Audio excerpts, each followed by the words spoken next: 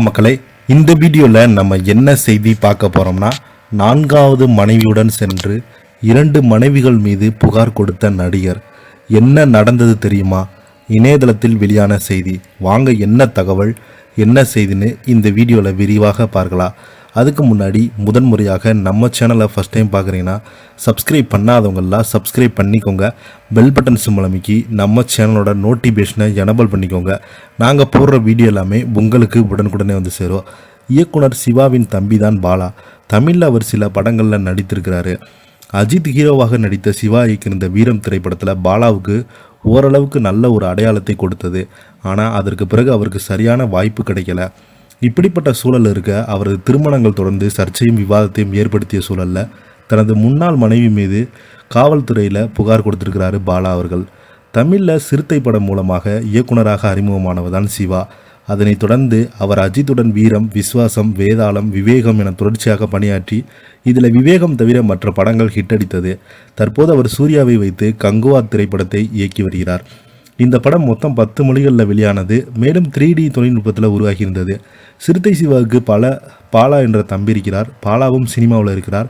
அவர் அன்பு, காதல், கிசு கிசு, அம்மா அப்பா, செல்லம், கலிங்கா உள்ளிட்ட படங்களில் நடிச்சிருக்காங்க. இருப்பினும் அஜித்துடன் நடித்த வீரம் படம் அவருக்கு அடையாளத்தை கொடுத்தது.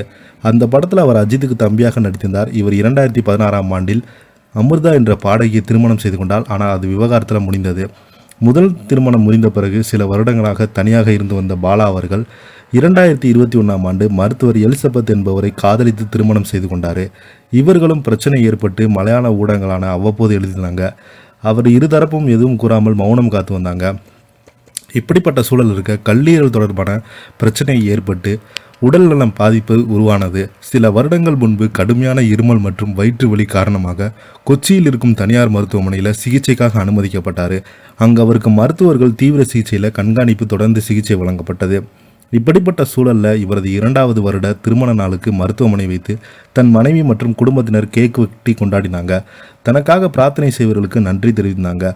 அவருக்கு அறுவை சிகிச்சை வெற்றிகரமாக முடிந்தது காரணமாக தற்போது உடல் நலத்தோடு இருக்கிறார். இதற்கிடையே பாலாவின் திருமணங்கள் தொடர்ந்து விவாதமாகியது. மொத்தம் 3 திருமணங்கள் செய்து தோல்வியை சந்தித்த அவர் 4வது கோகிலா என்பவரை திருமணம் செய்து கொண்டாங்க. அவரது முன்னாள் மனைவிகளான அமிர்தாவும் எலிசபெத் பாலா மீது சமூக வலைதளங்களில் குற்றச்சாட்டுகளை முன்வைத்தாங்க.